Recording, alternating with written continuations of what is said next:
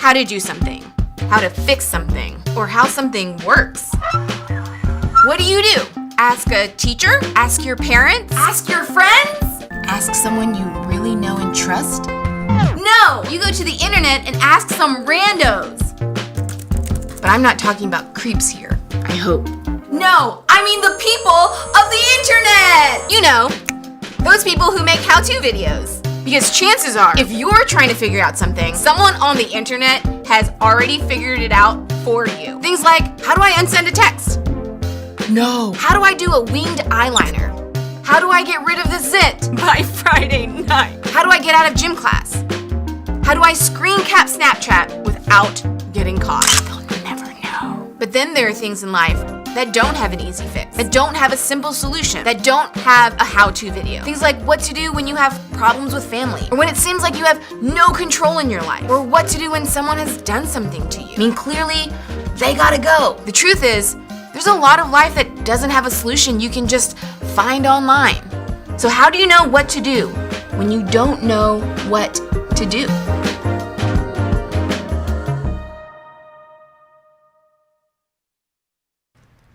Hey, what's going on, everybody? If you're here with us now live, let us know in the comment section. Say what's up, give us a like, whatever you can do. And if you haven't joined us, I guess I'm speaking to the people that are, sounds like the future stuff. Join us at some time. We'll get there.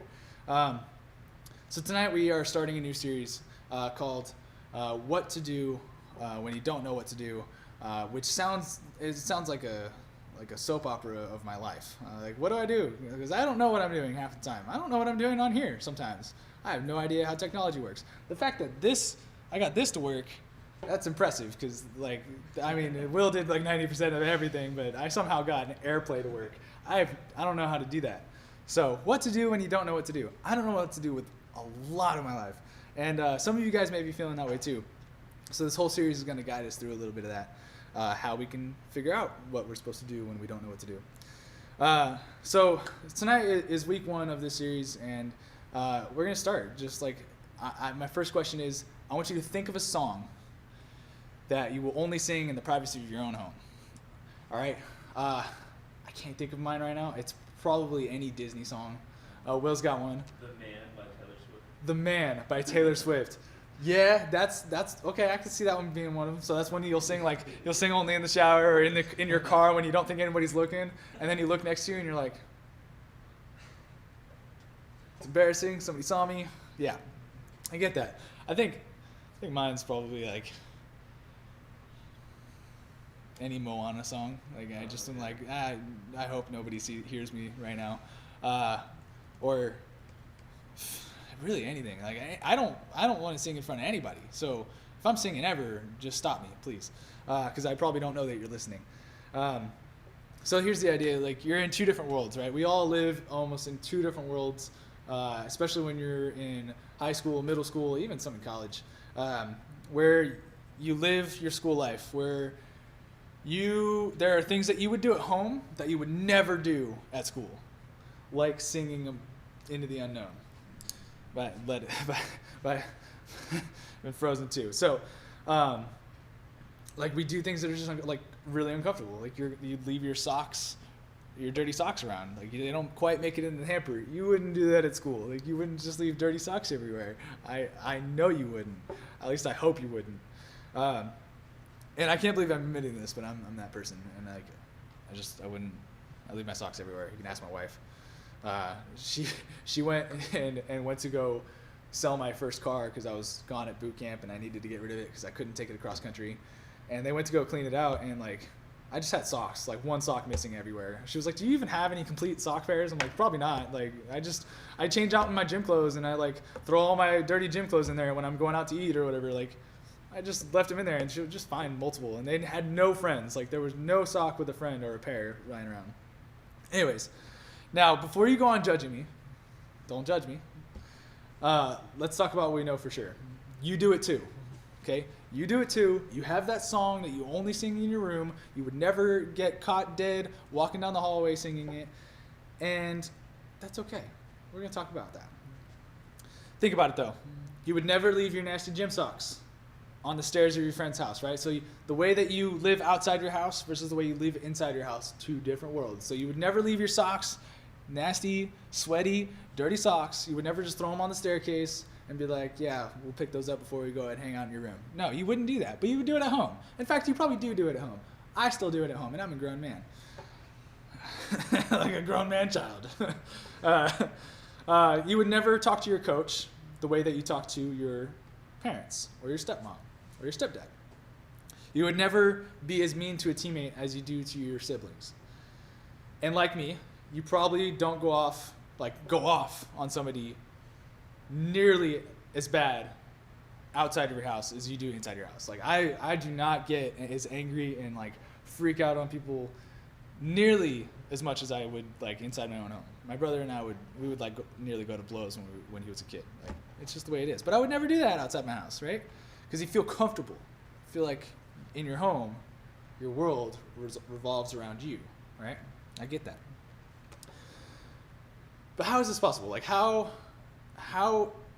does this happen? How do we feel like so comfortable in our homes that we would do things in our own home that we would not do outside our home? More importantly, why? Why do we do this? Why are we two different people? Hey, what's up, guys? I'm going to stop for a second. That's all good. Hey, Sherry, Anna, Reagan, Colin. What's going on, guys? Good to see you. So you missed it just a second ago. We're jumping in. We're talking about our two different worlds, our world at school and our world at home, and what the differences are, how we live our lives. So if you can think of a song, like I want you to put it in the comment section. If you can think of a song that you would be so embarrassed if you were caught singing the song outside of the comfort of your own home, like if you would never sing it, never, unless you were in your own home. Like just think of that song. I think I already said mine was like Into the Unknown from Frozen 2. I'm just like, now Becca would argue. She'd be like, no, you're like the most shameless person ever. You have no shame. You'll just do anything embarrassing anywhere. Yes, but singing is very difficult for me in public. Like I will sing in the comfort of my own car until I realize there's somebody watching, and I just like put my head down. I'm like, oh gosh, what is happening? Anyways, so think of the song that you would only sing in the comfort of your own home, or just something that you would only do inside your house. Like you wouldn't go over to your friend's house and do this, or you wouldn't go to school and do this. So the idea is when we're at home, we're ready to just leave our gym socks. We'll leave them hanging out, and we'll throw them on the staircase, but you wouldn't go to your friend's house and just throw your dirty socks onto the staircase and walk away. You know, you won't talk to your teacher or your coach the way that you would talk to your stepmom or your stepdad. You wouldn't like treat a teammate the way that you treat your siblings, especially like the annoying little brother or something. Like you wouldn't do that. So you have two different personalities. We all do it. I'm guilty of it too. Like I think I actually have a tendency to go off on people more at work than I do at home, because at home I don't do that. But then outside of work, I'm like, nah, carefree, fine. You get it. So how is this possible and why? Why do we do this? Why do we act in two completely different ways depending on where we are? There may be a lot of reasons for this, but I think one of the main reasons is, for me at least, my home is my world, right? This is like my planet, this is my space. I'm safe here, I'm free here to do whatever I want. All of my rights are here, right? Not here, like this, no, not in the church, at my house. And anybody who comes in is like that. Anybody who's around me when I'm home is living in my world, right? And you know what I mean. You know what I'm talking about. Maybe we don't say it out loud, but we walk in the door and we want to know if dinner is something we like. Mom, meatloaf! Like, I want to know. Is it meatloaf or is it lasagna? I don't like lasagna, Mom. Well, sucks. That's what you're eating for dinner, right? Like, do you have that attitude when you walk in? You want to know what's going on. Where's the Taco Bell? I don't want this Chick-fil-A. Other way around. I got Will with that. No, I'd rather have Chick-fil-A, definitely. We complain about going to our siblings' band concert because we have other plans, right? This is an inconvenience to moi, right? It is our world, and we want it to be our way. But that's not nearly as true anywhere else. Most of us wouldn't go to a friend's house and say, ugh, I hate lasagna. Man, I don't want Taco Bell. Like, you wouldn't do that. I mean, if you do, like, kick you out. We would never tell our coach that we're not going to the game because we have other plans already. I plan something else this weekend. Sorry, coach, I can't make it. We wouldn't do that. Like, you wouldn't do that. We shouldn't. Watching. All right. Even if we know that we can get away with this attitude, or we have a different attitude with people at school, it's never the same as it is at home. For some of us, home feels like a place that's safe, and that's where we can be like the realest version of ourselves, the most sinful version of ourselves, right? That's just where we eat the most food. We are like the rudest person that we are anywhere else. Like, that's where we are the rudest, the hungriest, the meanest, and just like the most real to ourselves. But at the same time, we all tend to just not just be our realist, but that's the worst version of ourselves, right? We are the worst version of ourselves at home. If you agree with me, say it right now in the comments. I am the worst version of myself at home. Absolutely. I am way more organized and clean at work. And then I go home and like I lose socks. Like, I lose underwear. I lose clothes in the washer, and they stay in there for like days, and then they smell like mildew, and now you gotta wash them again. Like, I'm like the worst adult at home, right? But then I'm in charge of people at work. Like, I have people that I'm their supervisor. Who did this? Like, who put me in charge? Anyways, we did not go there. I mean, think about it though. We are the worst version of ourselves because no matter what's happening, we ask ourselves this question: how does this affect me? By the way, if you're not tuning in yet, Will's going to come up here and play a game in a few minutes, so I'm going to finish up this message. We're going to watch some funny videos. So, I mean, think about it. Everything we say or do at home is in response to the question, how does this affect me? My family, here's the one. This one kills me because I used to be a vegetarian. And so this is just how I imagine my mom going out with her friends being a meat eater. My family loves hamburgers. Okay, this is true for me. I love hamburgers. But like, you know, let's just go at this from like a third person or a different point of view. So say I'm a vegetarian. My family loves hamburgers, but I'm hungry. I'm vegetarian. So what do? They go out for burgers after a game. And I'm over here trying to not to puke by eating this grainy, nasty, dry black bean burger. Right? It's like the worst version of a burger, by the way. At least go for quinoa or something. Quinoa? I don't know. So I make it a point every time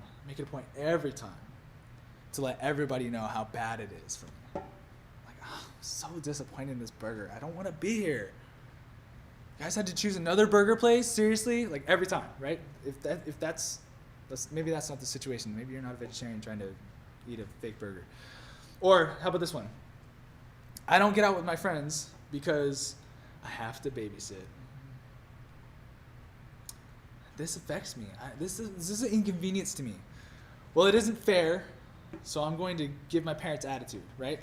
So you have to babysit so you can't go out with your friends, so you give your parents attitude.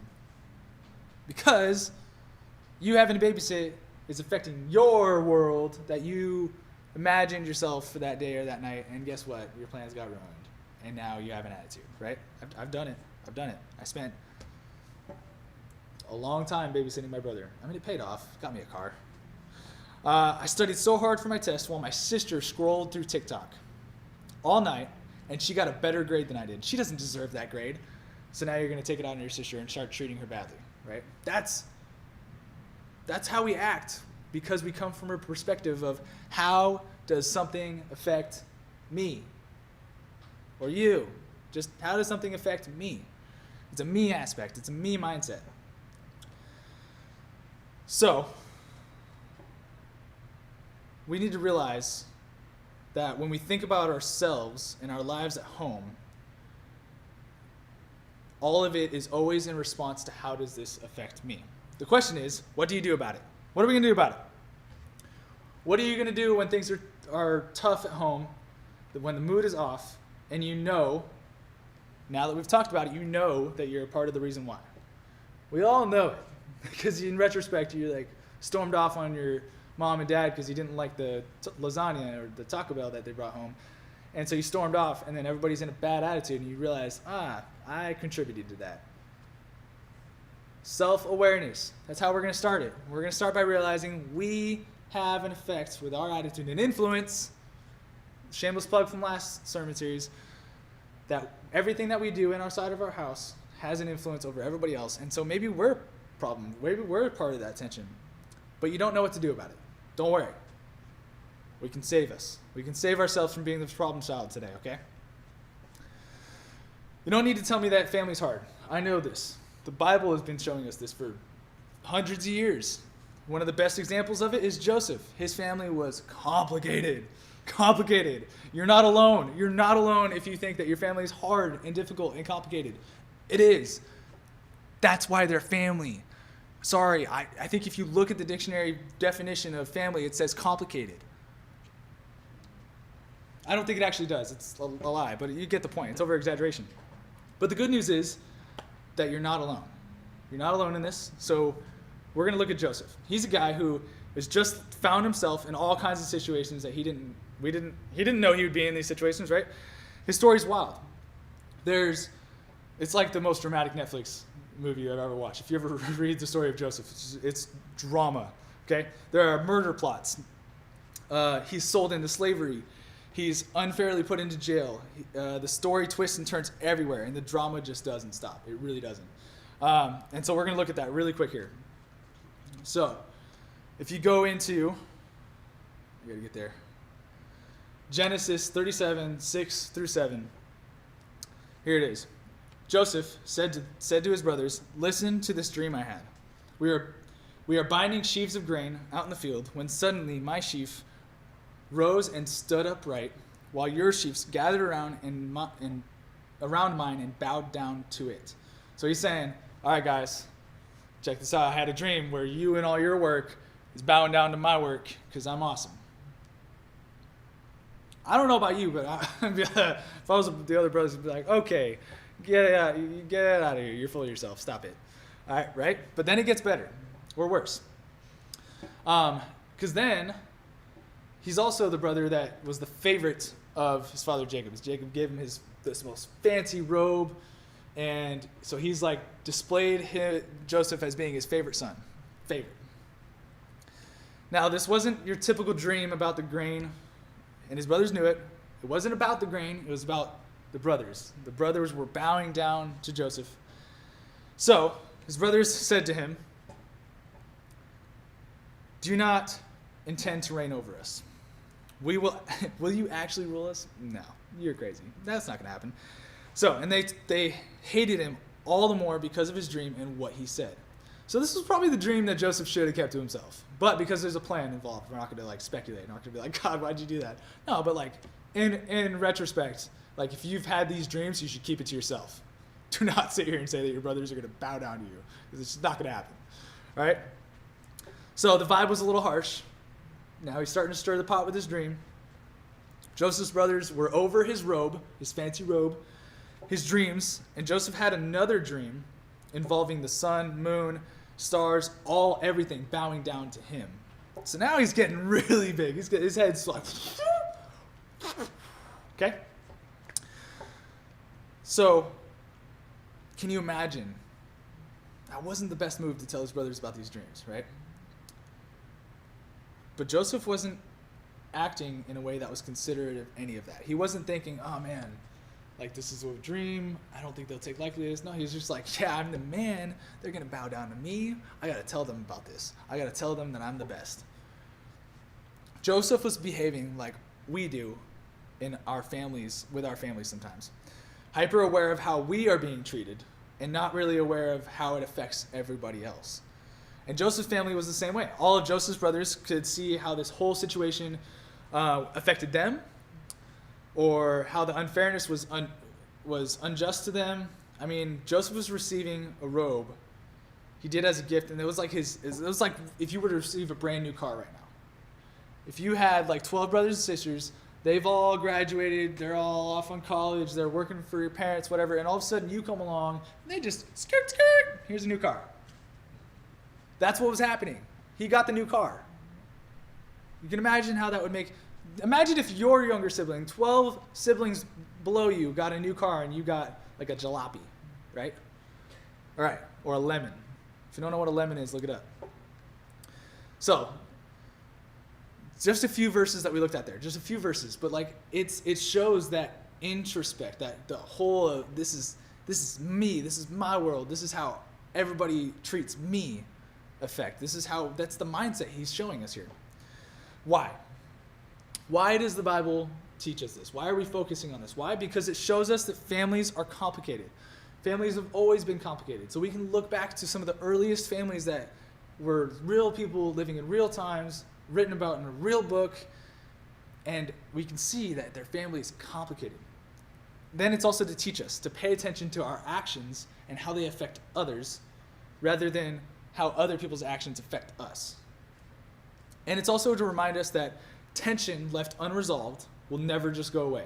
Clearly, because the tension of him telling his brothers about this dream led to them fake murdering him and selling him into slavery. Now, I don't think that's going to happen. Let's not go there. I don't think that you guys are going to, your younger siblings or older siblings are going to, fake murder you and then, take you off to a different country and just leave you there in a well. I don't think that's going to happen, okay? You never know, though. I mean, it's just true. So what could have everybody have done differently to help with this, right? Joseph could have started to see himself as a part of the problem, as one person in a large family, and not the center of it. The dad could have recognized how his favoritism was impacting everybody else. The brothers could have chilled out a little bit on the grudges and gossip, and everybody could have ignored Joseph's dreams and not allowed it to make them insecure and make them feel out of control, right? They could have just blown it off a little bit. All right, that's a weird dream, dude. Go for it. You think you're gonna rule over us? But it's because the way they acted that Joseph does rule over that, right? It's because of that. That's part of the story. But we're not gonna go there yet. So the point is, Joseph's family drama isn't all different than our own. It's not much different. Maybe a little more extreme, but it's not that much different. So you need to pay attention to how you affect your family. We're gonna wrap it up right now. Start by paying attention to how we see ourselves, and realize that if you're looking at everything from how is their action affecting me, then you need to turn around and say, how is my actions in turn going to affect them? Is my bad attitude just going to perpetuate this problem? If I feel, like justice wasn't served for me, then I'm going to turn around and have a bad attitude. And you need to take a chill pill. You need to stop and listen. And don't do what Joseph did. How can we do this as well? How can you see? We also need sometimes somebody to see and tell us where our role is in the house, where our role is in the family, what our effect is. So get somebody involved. Ask somebody. Ask your small group leader, come hang out for dinner and hang out with you, or have a friend come over, somebody from a different perspective that can see a little more clearly what your part in your family is. And let them speak into your life about how you treat your family. Sometimes we need to double check. Sometimes we don't know until we get told. Becca doesn't just let me go off throwing my socks everywhere. I'm never gonna change if somebody doesn't tell me that that's wrong. She finally was like, dude, that's how you lose your socks all the time. That's why you have 50 half pairs. That's why your grandma sends you socks every winter, because you say, oh yeah, I need more socks, because you lose them all, right? If it wasn't for the fact that somebody told me that I was losing socks, I'd just continue losing socks. It just wasn't a big deal to me. My grandma sends me more, whatever. So get somebody else to pay attention to your role, and let them come at you honestly about it. And be like, man, you're kind of a jerk to your stepdad or stepmom right there, just because you didn't like lasagna. You think you could be a little more grateful for the fact that they put food on the table? It can happen, and they can do it in a loving way. So find somebody that you trust, small group leader, somebody that's going to come at it from a biblical perspective, a biblical worldview, and is going to say, hey, this is how your role in your family is affecting everybody else. So that's what I got. And you can do this with everything, with the way that the world is going, with all this racial injustice. You can have a friend that tells you, hey, you made an inappropriate joke. You shouldn't make that joke anymore. It's kind of insensitive. It's okay. We can't be better if people don't tell us that we have areas to improve. So that's what I got right now tonight, guys. That's week 1 of what to do when you don't know what to do. I'm going to mess that up so many times over the next 5 weeks. This is a 5-week series. Tomorrow, your parents should have email and anything on Instagram. We're going to have everything up over the next couple weeks so you can follow us along with our Bible app series that goes along with this, the Spotify playlist. I encourage you to take that Spotify playlist, put it on in the morning when you're reading your Bible or when you're taking some prayer time, doing some meditation. Meditation can mean many things. Just meditate on it. Like some of the playlists, it's so related to this, and it's meant to just drive your mind in the right direction and get you thinking about these things. So Will's going to come up, and he's going to lead a game. It's called something, Face Booty Awesome Summer Edition. So he's going to come on up. Everybody give him a round of applause. Thanks. Yeah. All right. What's up, Will? Hello, hello. All right. You ready for So this? yeah, so we played this last week, and I don't think I got any right, but I'm gonna try better this time. Explain how this works. Yeah, so we're gonna watch a video, and Dylan's gonna pause it midway through, and we're gonna try to guess if they're gonna land on their face, their butt, or they're gonna make it. It's gonna be awesome. So yeah, and no matter what, it's gonna be awesome. Yeah. So if you're with us now, when we hit the pause on the video, Mhm. put in there whether you think they're gonna fall on their face, on their booty, or if it's gonna be awesome. Yep. Just say one of those 3 words. Should we and then count. see what they put down? Yeah. Here's, let me plug that Oh, in. yeah, I think it opened back up. yeah, Perfect. yeah. There you go. All right. Here we go. Okay. All right, is it play? Hit play on the video. Oh, Because gotcha. that way it'll show up everything. All right. Okay. Here it is. You guys ready? Will, you ready? Yeah, I'm gonna skip ahead. Yeah. Okay. All right. I'm ready.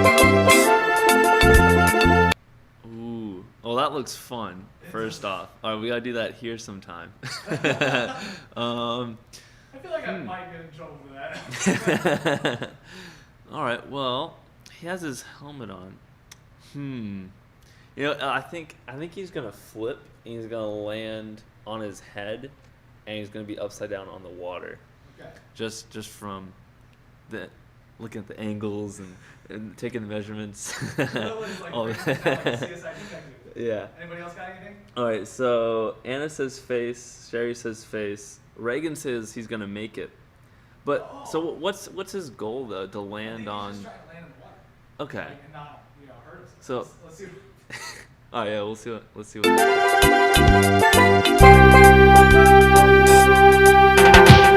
He made it. Oh man. So Reagan was right. Nice, Reagan. Reagan, if you've seen that one before, I want to know where, because I want to watch the YouTube video. That is so cool. Awesome. Ready? Okay. All right. Let's go to the next one. Okay. It looks like he's just trying to land back on the wave, and I think he's gonna make it. It looks like he is. What do you think, Dylan? I think that he's gonna lose grip and he's gonna go face down. Okay. Anna and Sherry say on his booty. Okay. But- We got booty. They're sticking together. They were face last time, booty this time. Reagan says make it again. Oh gosh. All right, let's see. Yeah. What do you still think he's gonna? Yeah, I make think he's gonna make it. it? Oh, he did. What? He's all Nice, Reagan. Oh man. Well, Reagan got it again. All right. What do you got next? Okay, yeah, let's go to the next. Dang, I wish I could surf when I was that young. I know, right? I can't even Let's surf get the now. bottom. Yeah. Jeez. Well, oh man, I feel bad for him. I feel like he's gonna fall off, slip, and I don't know, land on his butt, I guess. Yeah, Anna says she has low expectations, and she's going with face. Oh, Reagan man. says face. Sherry says she wants to see more of the funny ones when they wipe out. Yeah, I'm hoping that they'll have some. Maybe. Yeah. Let's see what this one does. All right. Oh wait, that's all he was trying to do was stand That's what up. he was trying to do? That was lame. We're discounting that one. Yeah, that's messed up. All right, let's go to the next one. Okay.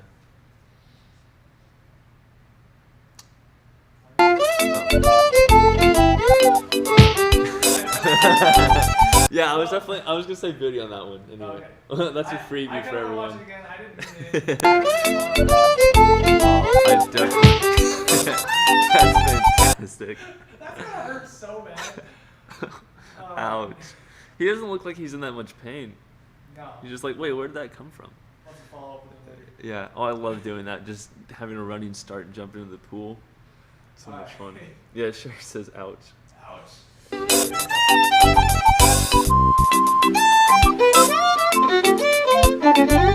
What can you do? Okay. It looks like he had that hand motion. It looks like he was looking to flip forward. I think he's trying to do a front flip. So I think he might. I don't think he'll flip enough. I don't think he'll land on his face. Anna says booty for this one. I have a feeling he's gonna break the board. And it was just And he'll snap. just go face down. Oh, okay. I see Reagan that says all the face. time. Yeah. All right. That's cool. Okay. Let's see. Yep. Sherry says face too. And you think face? Are we all saying face? Yeah. Anna says booty though Okay. on this one.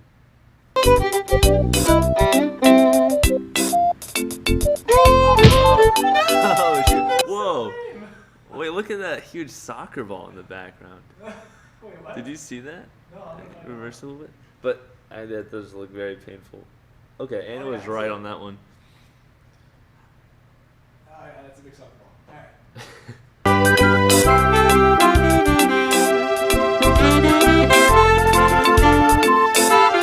right. Okay. I have a feeling she's gonna just slip out and slide into the sand on her butt. On your butt. Mm. All right. So Will says butt. Okay. I'm gonna say face. All right. Reagan says booty. Sherry says booty. Anna says she's gonna make it. Oh. Okay.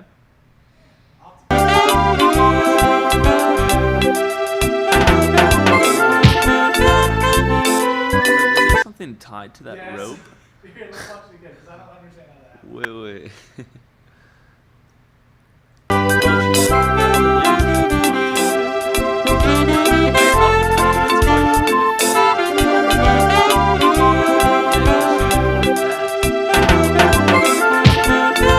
You're supposed to let it go, and then you're supposed to be able to grab that line after the person lets go.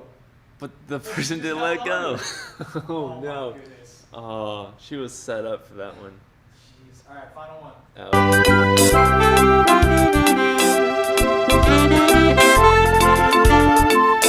A ball. Okay. You know what? I feel good about this kid. I think he's gonna catch the football or whatever is thrown to him. What do you think? You don't think so? No. I think he's going to take it straight on the head. Oh, we're just gonna. That would be funny. Okay. Reagan says face. Yeah. Anna says face. Yeah. Okay. Yeah. Well, I'm optimistic. You I'm think he's hoping gonna it'll catch it? make it. Yeah. Oh. He didn't even turn around. No, you didn't. Oh, That was funny. that's Wow. Alright. Oh, I should have been keeping track. Yeah, we should have. That's Well, alright though. It's not. I think Reagan got most of You them. probably did.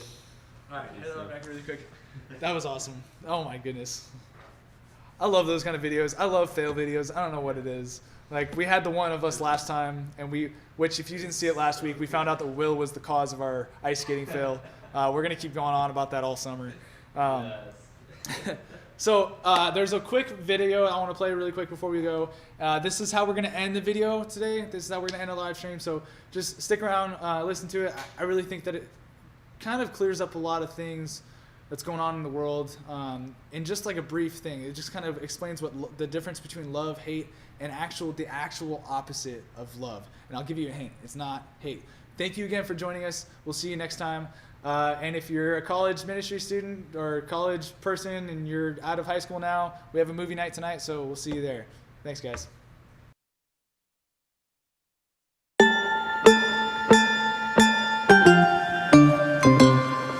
If you ask 100 people what the opposite of love is, 99 of them would probably say what? Hate. Hate is awful. It corrupts, it wounds, it destroys, it messes everything up. But there's another word that I would like to propose that is more dangerous than hate and even more fitting for the opposite of love, and that's apathy. Webster's dictionary defines apathy as a lack of feeling or emotion. It's basically not caring. Jesus says in John chapter 13, verse 34, "A new command I give you, love one another. As I have loved you, so you must love one another. By this, everyone will know that you are my disciples, if you love one another." Jesus says when you love others, people see something different in you.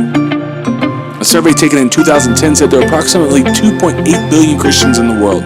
That's nearly a third of humanity that calls themselves Christians. If there are that many of us in this world, then why is the world still struggling with the same problems? If Jesus calls us to be his hands and feet, then why? But the Christians of this generation will decide enough with apathy, enough with being lukewarm Christians, enough with the status quo, enough with taking a back seat. Then this world would light up with the love of God, and people wouldn't ask the question about God letting bad things happen. They would ask this question: how can I be a part of what these people are all about? Let us be known as a generation who says that we're going to be the hands and feet of Jesus in this world and make a difference by bringing the kingdom of God into all the broken places in the name of